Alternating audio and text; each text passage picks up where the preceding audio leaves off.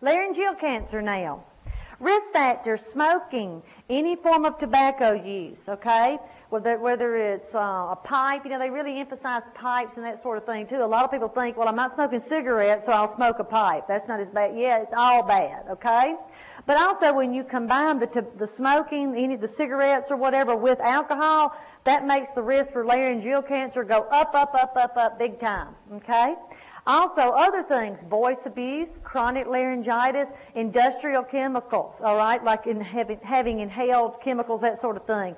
Now, the voice abuse, that's somebody who maybe talks a lot with their job. I know a few years ago when I was doing 8 weeks of classes in a row and nonstop and 5 days a week, I got vocal cord nodules. So I had to cut back and start showing some videos during the day to break it up because that was a risk factor. All right. Now then, signs and symptoms. Hoarseness, difficulty swallowing, burning, like when they swallow things that used to not burn their throat will burn, sore throat, swelling in the neck, loss of speech. That's vocal cord involvement there, isn't it? No early signs. Mouth sores, lump in the neck, color changes in the mouth or tongue. The patient may say their dentures do not fit anymore, and then unilateral ear pain too. That's the tumor, may be causing pressure on one side. Diagnosis, well, they may do a laryngeal exam, or they may do an MRI. They can do a laryngeal exam in the office and look at your vocal cords. Have any of you ever had that done? That is scary, okay? Because they will grab your tongue with a 4x4 and you will be surprised just how far out your tongue will go, and then they'll put a mirror in there and look at your vocal cords. It's not pleasant, okay? Treatment, surgery, well, total laryngectomy. Now let me emphasize something. In the hospital, there's lots of different types of laryngectomies, partial, subglottic, and in your med-surg books, they'll go into details about all the different types of laryngectomies, okay? I'm focusing on a total laryngectomy. That's removal of the vocal cords, the epiglottis, and the thyroid cartilage. Now, I want you to point to your thyroid cartilage. Anybody know where it is? Look at you, you don't even know where it is. It's up here. It's these two flat pieces of cartilage up here. You don't need them. Let them go, okay? That's part of it. They get rid of the thyroid cartilage too. Now, out of those 3 things that I have listed there, which one are you most concerned about losing? I heard vocal cords because she's scared she's not going to be able to talk anymore. But you better be most concerned about losing the epiglottis because that's what covers your airway when you swallow, so you won't aspirate. Now, since the whole larynx, remember this includes the epiglottis, is removed, this patient will have a permanent tracheostomy or laryngectomy, whatever you want to call it.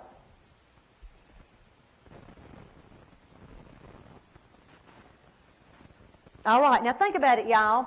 If they have removed your epiglottis, that means now that you have 2 tubes going up into your oropharynx, your trachea and your esophagus.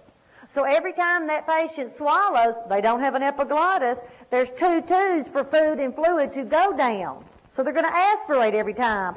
That's why they cannot leave your trach up into your oropharynx. They have to reroute it out your neck, right? So with a total, all of your breathing is done right here. And there is not another tube going up into your oropharynx anymore.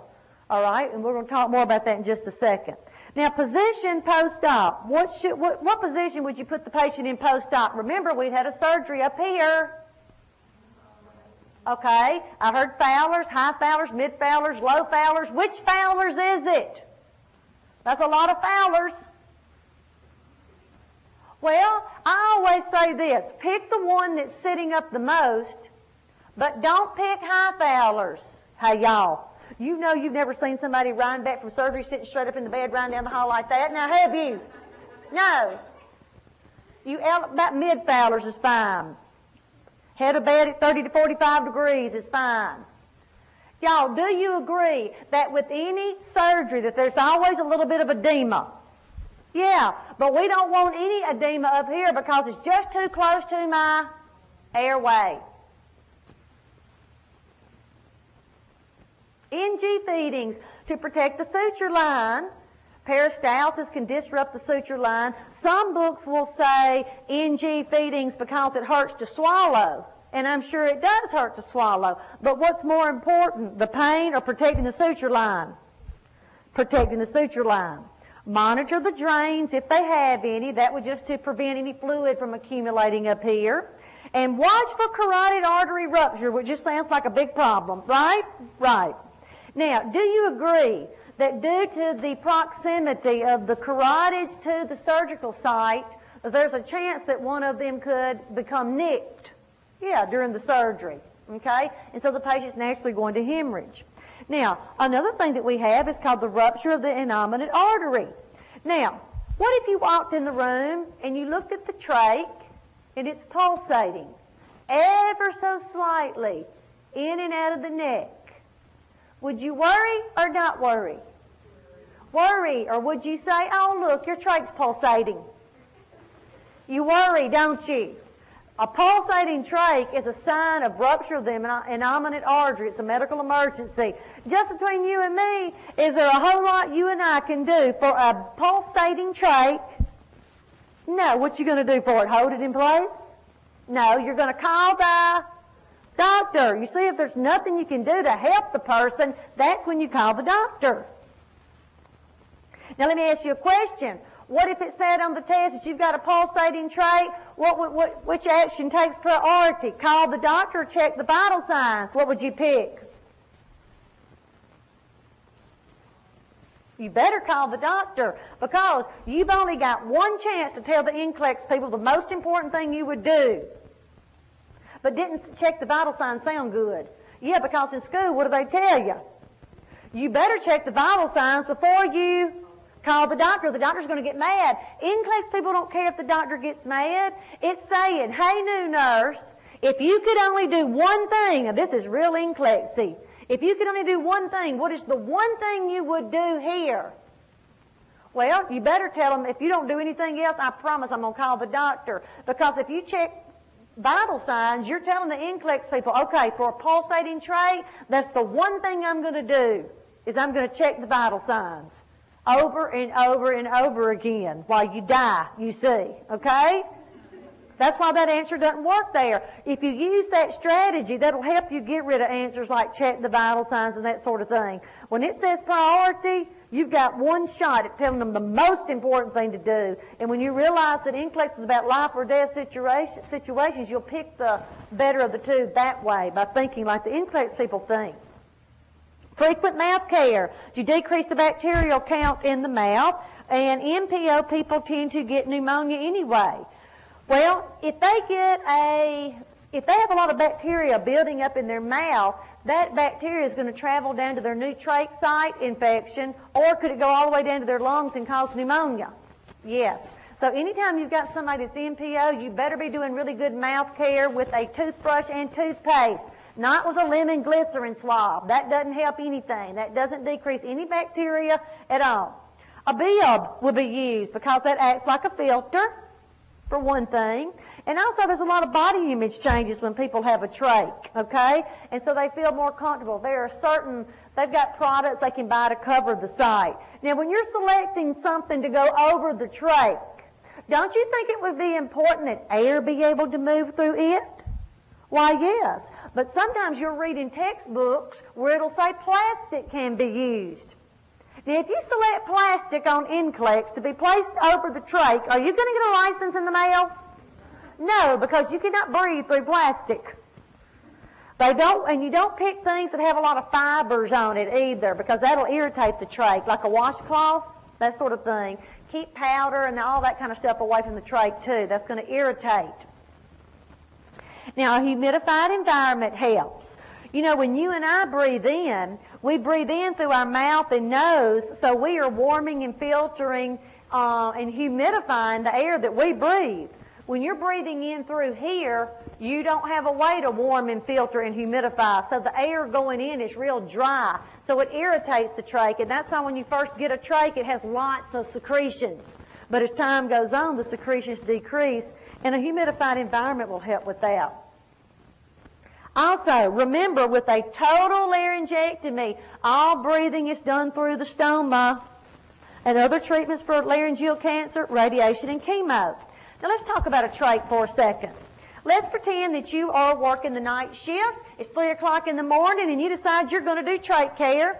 And you know your teacher told you that when you're changing the string, you're not ever supposed to remove your hand from here. You got to hold this in place, right? But you forgot. And your patient coughed. And the trach goes blowing out across the room like a missile and lands in the floor on the other side of the bed. Tell your friend how you would handle this scenario. All right, wouldn't it be great if there were a sterile trach just sitting at the bedside ready for you to reinsert?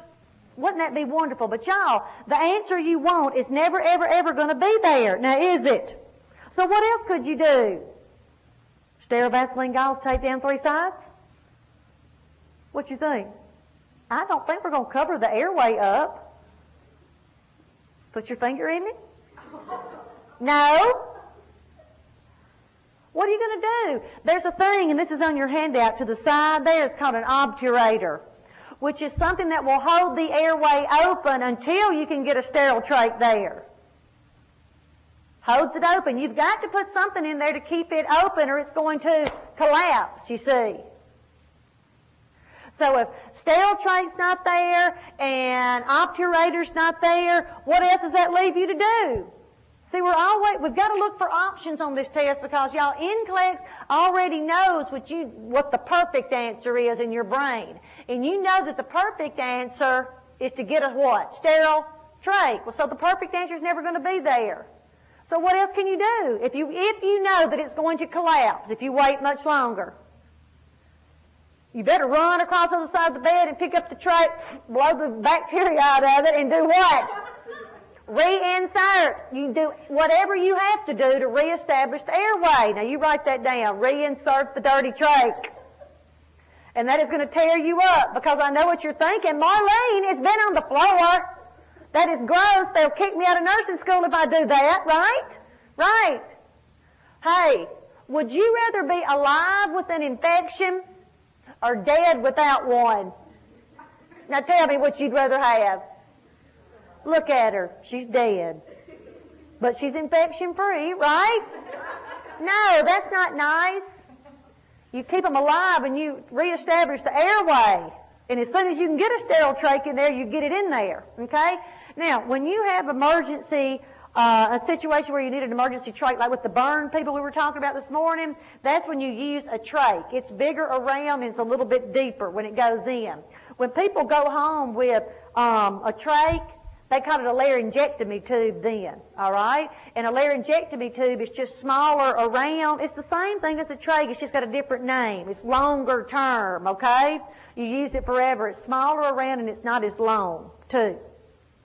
And, you know, there's certain types of surgeries where the patient can learn to put a finger over the site, okay, and let air come up into the oropharynx and they can talk. Or they've got speaking valves. Have y'all seen those? Speaking valves, they call it a Passamere speaking valve. That's just like a thing you put in here so air can move up into the oropharynx. But you've got to have a trach going up into your oropharynx to be able to do that, right? Right. Now, anytime somebody's got a speaking valve in place, you stay in the room with them the whole time. Because if they ever get to where they can't breathe, somebody's got to be there to take it out, right? And the family's always real nervous about using the speaking valve, but they also want to talk to their family members. So they'll come in there and say, will you please put the speaking valve in? You know, and you're like, well, I can't yet because I'm busy tied up over here, but I'll be there in just a second. Let me ask you just a few more questions about total laryngectomies. Now, when I say total, what did I say that meant? That there's no trach going up in here. Everything's out. It's coming out here. So if I have a total laryngectomy, can I whistle? What do you have to be able to do to whistle? Pull air in, right? Okay. You can't do that. Can you drink through a straw with a total laryngectomy if you don't have a trach going up into here? Can you drink through a straw? Because you have to be able to form a suction, right? So it would be mean to go up to your little patient and say, now come on, drink your apple juice, right? Pull on the straw, Papa. Oh, come on. No, they can't. Could I smoke?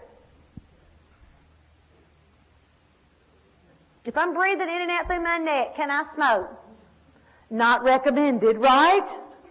Now, don't get me wrong. You will see people at the casino smoking through their trach, okay? Now, that is not recommended, but I can still smoke through there if I want to. What if I have a total laryngectomy and I have been a world champion swimmer forever, and now I got a trach? Can I still go swimming? After, say, I've had my trach for 4 or 5 years and I'm really used to it, can I go swimming? Not recommended, right? Think about it. I'm breathing in and out through my neck. When I go over here and jump off into the deep end, what am I going to do? Drown. You're not going to get a license like that. Now, are you? No. And let me make you feel better. I have had people that went on to pass boards that said, yes, they can go swimming if they plug up their trach. Y'all, are you going to get a license in the mail if you go around plugging up people's trachs and putting stuff in people's trachs? No, you don't do that. Let's move on to something easy. Suctioning now. Do we use sterile or non-sterile technique? Sterile. Hyperoxygenate when? Before and after. Now, when do you stop advancing the catheter? When they cough or meet resistance. Either one. When they cough or meet resistance. Put a star by meet resistance. Now, don't get me wrong. They're going to cough too, and that is a sign you need to stop. But some people, you tell them you're about to suction them, and they start coughing, right? And the catheter hadn't even gone in yet. Now, apply suction when? On the way out. On the way out. And do we use intermittent or continuous suction? Intermittent. You are a mean nurse if you suction continuously, right? Don't be mean. And suction no longer than 10 seconds. And watch for arrhythmias, because which nerve can be stimulated? Vagus. And when the vagus nerve is stimulated, heart rate drops. Okay, so you're suctioning somebody and the heart rate drops. That's not hypoxia, because when you're hypoxic, what does your heart rate do initially? Goes up. So I know I've stimulated the vagus nerve. And if they become bradycardic, what do I do? Stop suctioning and do what?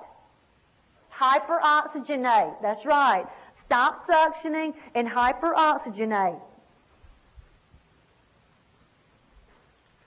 Now let's look at colorectal cancer.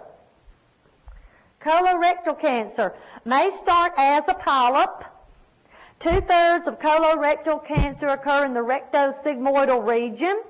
And the most frequent site of metastasis is the liver. Now, when you get into liver metastasis, that's when your patient is going to have a lot of bleeding problems, right? Yes, lots of bleeding problems. They're going to become jaundiced. They're going to start retaining toxins. They can't break down drugs. We're going to take bleeding precautions with that person, which we're going to talk about more later. Other problems to watch for: bowel obstruction. They can perforate. They can develop a fistula, which goes into their bladder and into their vagina. In other words, that cancer is eating away through internal organs. And risk factors: inflammatory bowel disease. Y'all remember on the first page of the oncology section, we said chronic irritation brings about cancer. Well, inflammatory bowel disease is inflammation and irritation, isn't it? Okay? Genetic predisposition. Chronic constipation. Well, if you have trouble with constipation all the time, you're retaining carcinogens. And, you know, the person I think about there is not only the elderly, but I also think about spinal cord injured people who do not have the nerves going to their intestines like they used to, so they tend to retain more carcinogens in their intestines. Dietary factors: refined carbs, low-fiber diet, high-fat diet, red meat, fried and broiled foods. Now, some people look at the broiled food and they say, oh, what's the deal with that? I thought that was healthy. Well, it is healthy, but you don't want to overcook. You know, it's the burned part that's considered to be the unhealthy, charred part, okay, that promotes carcinogens. That's why grilling on the grill is a good thing, but you don't want to do anything too much, because that charred part is what has the carcinogens in it, okay? And if you have a first-degree relative with colorectal cancer, your risk just increased 3 times the norm. So family history is important.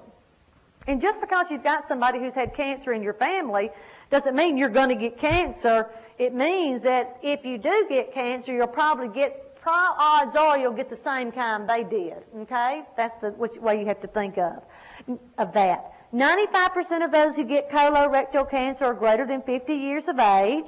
Now, screening. Fecal occult blood testing should begin at 50. Flexible sigmoidoscopy every 5 years or colonoscopy every 10. The definitive test for colorectal cancer is a colonoscopy. Do y'all remember when Katie Couric had her colonoscopy on the Today Show? Y'all remember that? You know, her husband died of colorectal cancer, so then she went and had her colonoscopy on TV. And then what did she just have last week on TV? A mammogram. That's right. Okay. Now then, wonder what's next. Anyway. Signs and symptoms. Most common signs are rectal bleeding, anemia, changes in the stool. Like you hear about people who, they have diarrhea and then constipation, diarrhea then constipation. They say change in bowel habits is what they say. Other signs and symptoms, blood in the stool, vague abdominal pain, fatigue, abdominal fullness, weight loss. Anytime somebody has cancer and they start dropping pounds rapidly, unexplained weight loss, then that cancer's on its way. Because when cancer is growing inside the body, it really makes you burn, you're in a hypermetabolic state, right? So you're burning more calories. It may become obstructed. Now, with an obstruction, you may see visible peristaltic waves, and that just means when the patient's lying flat, you can see their abdomen rolling. It's just trying to push through that obstructed area with high-pitched, tingling bowel sounds. Now, treatment, surgery, radiation, or chemo. The drug of choice is 5-FU. They may have a colostomy, a colectomy, where part of the colon is removed, and with that, they may not need a colostomy. It just depends on how much got removed. And they may have a very radical surgery known as an abdominoperineal resection, and it's removal of the colon, the anal area, and the rectum. So it's a very radical surgery. Now, can you take a rectal temp on this patient? There's no rectum, so you can't take a rectal temp, right? Don't take rectal temps on anybody if they're thrombocytopenic, have had an abdominoperineal resection, or any form of immunosuppression. That is a rule. That is a nursey rule. Bladder cancer. The greatest risk factor here is smoking. The nicotine from the smoking irritates the lining of the bladder. Okay? Major symptom, painless, intermittent, gross, or microscopic hematuria. Now, since it is painless, that's one of the major reasons people do not seek health care, because, you know, if we're not hurting, they think we'll get over it, right? A lot of people think, well, I must have hurt myself some way, and they'll just go on bleeding. Diagnosis, they're going to do a cysto. And treatment, surgery, where they may remove all or part of the bladder. Now, y'all, sometimes they can just instill chemo directly into the bladder and kill the cancer, or they can go in there and just remove the tumors. It just depends on how advanced the cancer is. Well, if they remove all or part of your bladder, you may have what's called a urinary diversion or a urostomy, and a common urostomy is called an ileal conduit. Now, what they do there is they take a piece of your ileum and turn it into a bladder.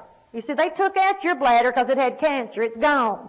They've gone over here to your intestines and taken out a piece of intestine and then re-sewed up your intestines. Now, they take that piece of intestine and that's your bladder. Now, they remember your intestine is shaped like a straw. Okay? So they plug into one end of the straw your ureters.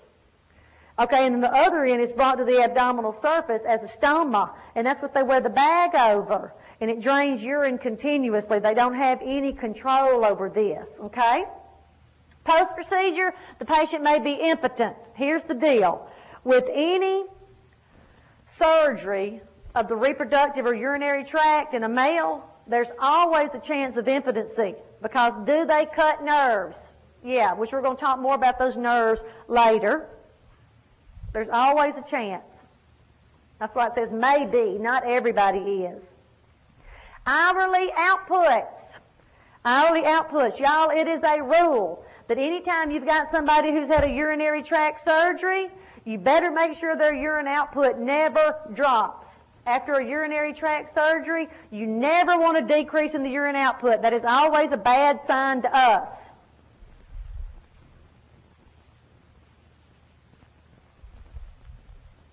We've got to increase fluids. They need to drink about 2,000 to 3,000 cc's a day to flush out the conduit. 2,000 to 3,000 cc's. Flush out the conduit.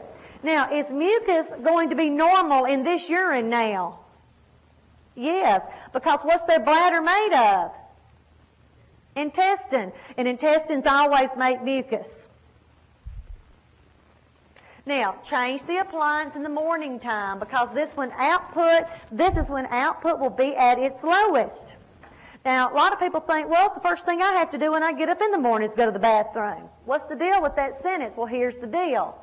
All during the day with this person, we've got them drinking a lot of fluid, right? To keep the conduit flushed out. So naturally, they're draining urine all the time into the bag, and they can empty the bag throughout the day. But when they've slept all night, they've gone all night without drinking fluid. So that's why output's at its lowest in the morning. That's when you want them to change their appliance and do their skin care around the stoma, because do you want urine draining everywhere? No, that's going to irritate the tissue. And it says on your handout that it is okay to place a little piece of 4x4 inside the stoma during skin care to absorb any urine. Just don't forget to remove it, right? You never want to put anything in the urinary tract to clog it up, all right? Because if urine can't come out, that can cause renal failure when it's backing up. That's why earlier when we were talking about in the burn section, those cells breaking down, clogging up the kidneys, urine can't get out freely. On the next page, prostate cancer. This patient comes to the doctor with signs and symptoms of benign prostatic hyperplasia. Signs and symptoms like hesitancy, frequent infections. You see, people with prostate troubles, enlarged prostate, with an enlarged prostate, they have frequent infections because are they able to empty their bladder completely? No, so they have stagnant urine in the bladder. Nocturia, that's the one that irritates them the most. Waking up every 10 minutes, having to feel like they have got to go to the bathroom. And their wife is saying, you just went to the bathroom, but they have an urgent need to go to the bathroom because they're never emptying their bladder. Urgency and dribbling. Now, the most common sign is gross painless hematuria. Well, see, the patients having all these symptoms that we have, they may or may not have the painless hematuria. But even if they have the urgency and the nocturia and all that, they're going to go to the doctor. The doctor's going to do a digital rectal exam. That's the first thing they're going to do. And the prostate may feel hard or nodular. Or the doctor during the prostate exam may feel one little nodule. That's still not normal. If you feel anything that's nodular or hard in the prostate, that usually means cancer. So they do more investigation, diagnosis, lab work, check your PSA, prostatic-specific antigen. This is a protein that is only produced by the prostate. Normal is less than 4 nanograms per milliliter. And if you have 2 or more first-degree relatives with prostate cancer, you need to start PSAs by at least age 45. All males with their routine yearly physical exam might as well go ahead and start getting a PSA drawn. It's a blood test. And keep up with it. Now, the thing is you're looking for changes in the PSA. You can have a PSA who is still within normal limits, but it's elevated from the last time, and that could mean problems, okay? So it doesn't have to be way out of whack to be abnormal. That's why it's important that everybody keep up with their PSAs. Also, alkaline phosphatase. If it's increased, that means bone metastasis. And that's with any type of cancer. They'll check the alkaline phosphatase, and if the alkaline phos is up, that means bone troubles, okay? Now, prostate cancer in particular likes to go to the spine, the sacral area, and pelvis. Normally, when you have somebody presenting with prostate troubles and they're having bone pain, that's late. And as you know, that's a late sign. And bone pain, bone cancer is one of the most painful types of cancers in the whole wide world. Another test they'll look at with any prostate trouble is an increased acid phosphatase. Biopsy. When prostate cancer is suspected, a biopsy must be done for confirmation prior to surgery. Now, different ways to treat it. One way is with watchful waiting, they call it. You know, if you're already 82 years old and they tell you you've got prostate cancer, a lot of people just choose to do nothing. because it's such a slow-growing cancer anyway, and the treatment can cause a lot of other troubles too, can't it?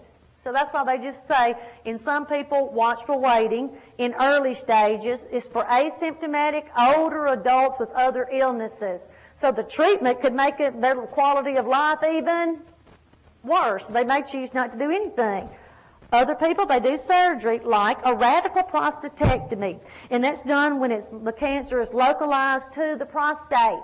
That means they can go in there and take out your prostate and you are cancer-free. All right? Now, they may have erectile dysfunction due to the pudendal nerve damage. They can also be incontinent. That's why we have to teach the Kegel exercises. And some people, after they've had that radical prostatectomy, have to wear a urine drainage bag from now on. And then you can get into other surgeries where they can go in there and do different things to control the urine flow, but that's getting into really detailed types of surgeries. The patient is sterile, okay, because the semen is not going to be coming out like it used to. This is where your teacher taught you about retrograde ejaculation, that sort of thing. And if there's no lymph node involvement, no increase in the acid phosphatase, and no metastasis, the surgeon will try to preserve the pudendal nerve. Now, you may be thinking, well, why wouldn't they try to preserve it anyway? Because if they're not feeling comfortable, they don't want to take a chance of leaving any cancer in there, is what I'm saying. And that might be the payoff for being cancer-free, is having damage to that nerve, all right? All right, now, look at the next thing we have. Prostatectomy. Another type of prostatectomy is called a TURP.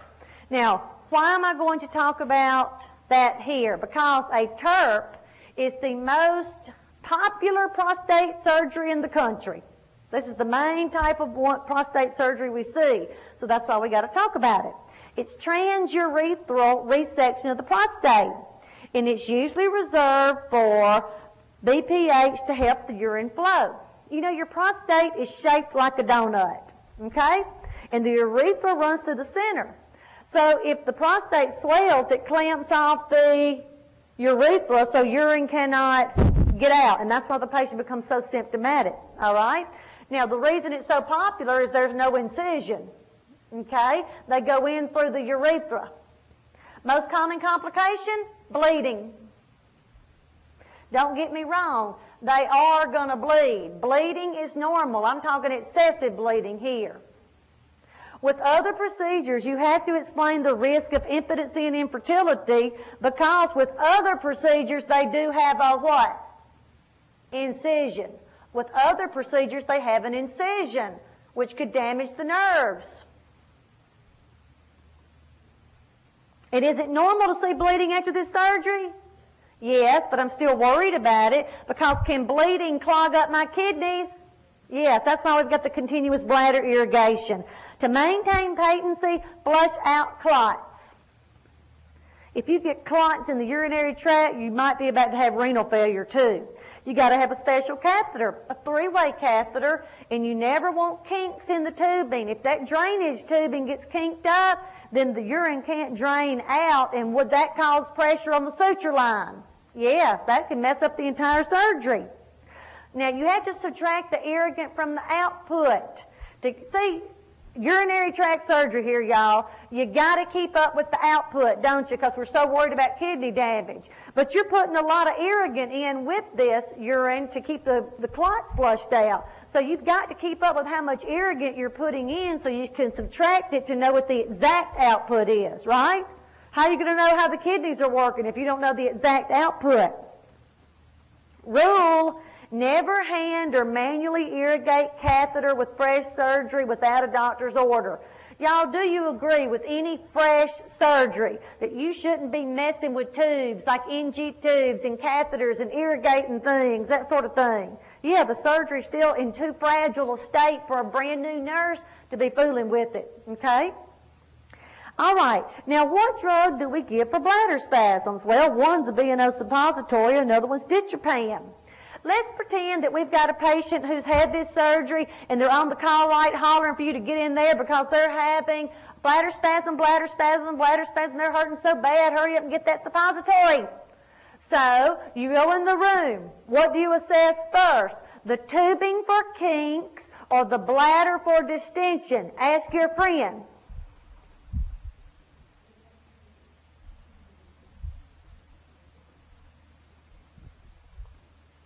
I know what you're thinking. You're thinking you're going to check both of them, aren't you? Yeah, we hate to pick between answers like that, but NCLEX loves to put you in a bind. That's what NCLEX is all about, is putting you in a bind, making you pick between two things you don't want to pick between, because you know you do both of them, right? Well, here's my strategy here.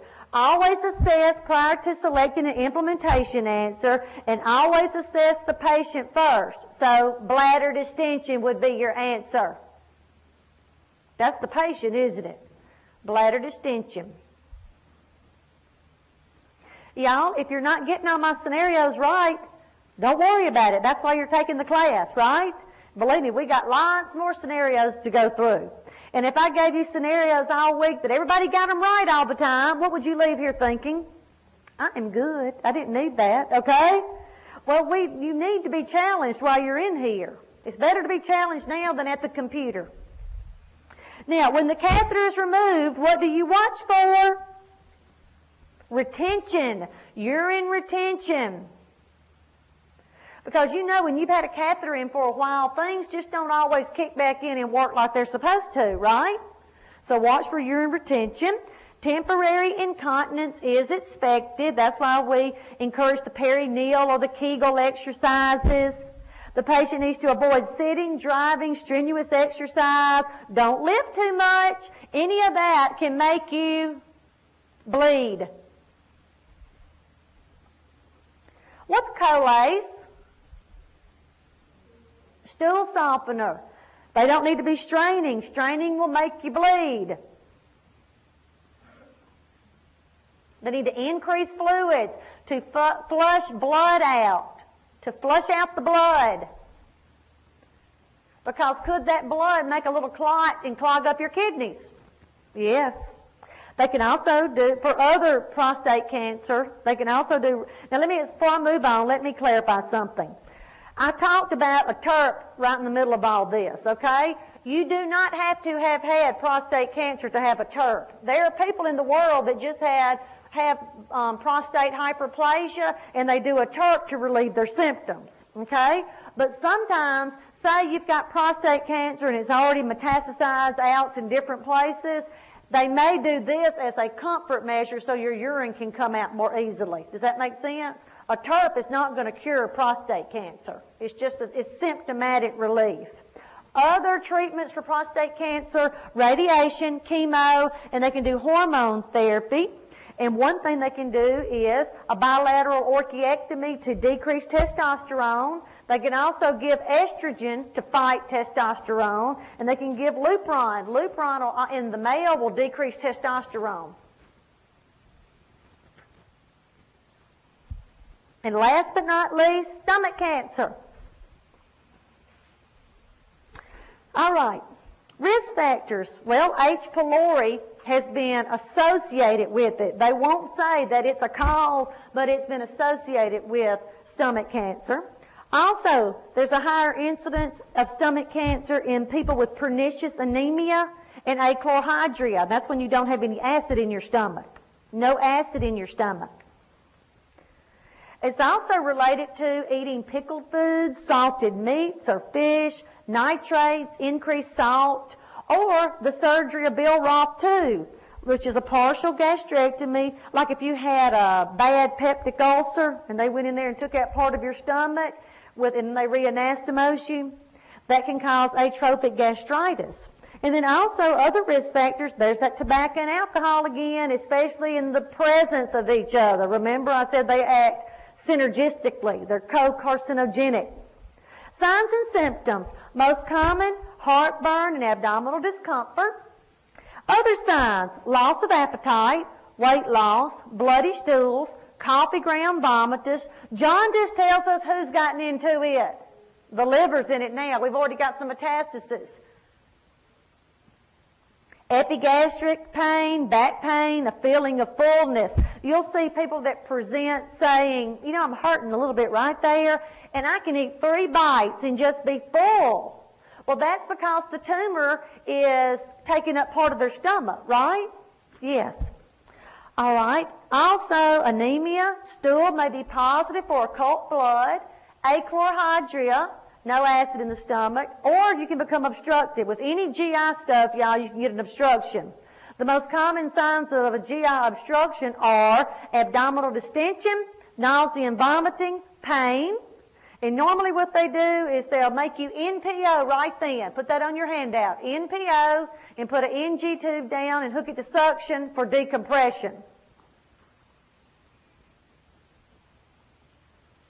Now, other ways they diagnose stomach cancer is with the upper GI, a CT, or they may do an esophagogastroduodenoscopy. In other words, scope you to see what's going on in there. Treatment. The preferred treatment is going to be surgery, gastrectomy. Now, y'all, that might be a curative surgery. If they can take out part of your stomach and you're cancer-free, great.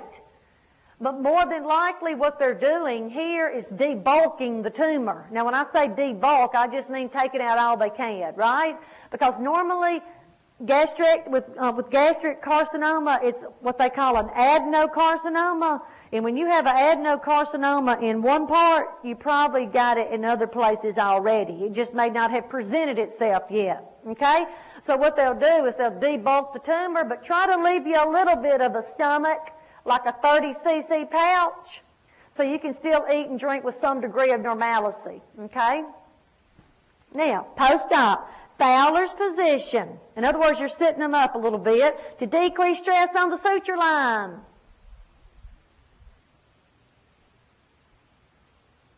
They will have an NG tube for decompression. And is it okay to reposition that tube? What if it stops working on you the first 24 hours post-op? What should you do? I just told you a minute ago, fresh surgeries. Leave it alone and call the doctor. You don't mess with fresh surgery tubes. They're afraid we'll disrupt the suture line. That's what they're scared of. Afraid we'll disrupt the suture line. Now, don't get me wrong. When somebody comes back from a gastrectomy, they're going to have the NG tube down and hooked to suction. But remember, I said I just had a little 30 cc pouch.